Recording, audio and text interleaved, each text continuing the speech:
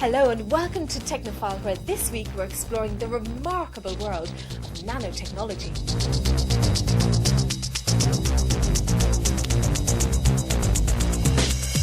It's leading to advances in all aspects of our lives. But what exactly is nanotechnology?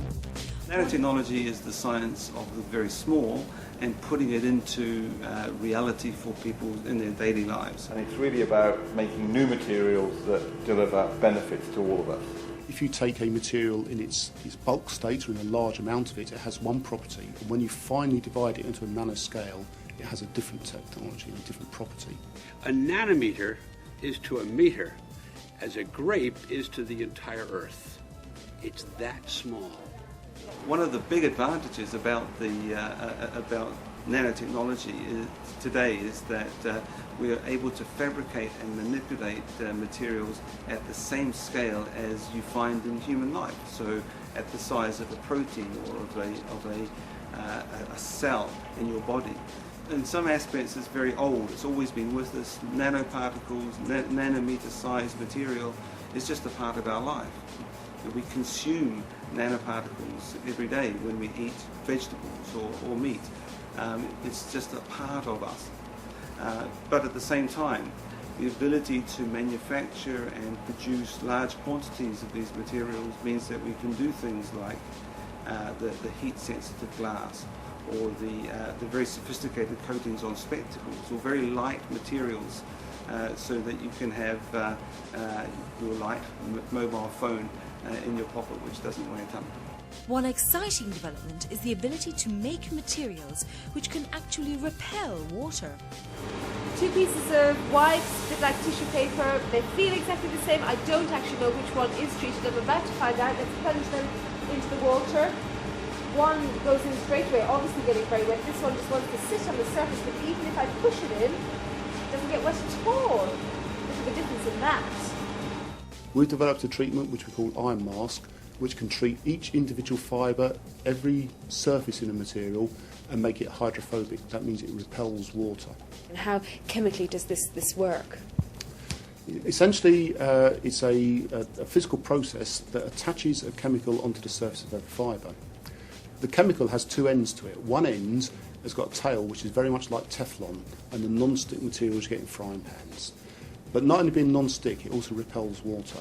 The other end of the chemical is a coupling agent that just chemically bonds onto the surface of what's being treated. We're already exploiting this in terms of making laboratory disposables to be able to dispense the liquid more accurately and more uniformly, which is aiding to drug discovery and biochemical reactions. We're working with companies making filter applications, and there's filters being used in automotive applications already. And we're also working with footwear and performance textiles companies to develop this, making waterproof clothing and waterproof shoes. The boots, the altitude in this case is waterproof, but it's also hydrophobic, and what that essentially means is that it's non-absorbent, so water does not soak in, because every fibre is enhanced with the ion mask process. And that basically means that water not absorbing in means that they stay lighter, so it doesn't get heavier in use. It also means that they are more breathable, because the air will flow through the boot much more easily. They stay clean, the dirt doesn't cling to the surface as readily because the surface energy is lower. And then primarily as well, great story, they are hugely environmentally friendly because the process is very green in terms of the chemical it uses. The amount is used only for the product size itself. It is room temperature, there's no excess heat required, and there's no wastage at all. I've just been given this untreated shoe from High-Tech, and I'm going to treat it in the booth behind me with the ion mask plasma.